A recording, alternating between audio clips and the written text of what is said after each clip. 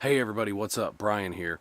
So check this out. Like while we were in Round Rock, Texas, I found this neat little place. It was like an old farm. It was like an old house there, some old barns, like an old company store or a post office. It was really neat. So since it reminded me so much of like a movie set, movie scene type thing, I wanted to get some shots there, so I had the Canon M50 with the Ronin S, and I was playing around a little bit.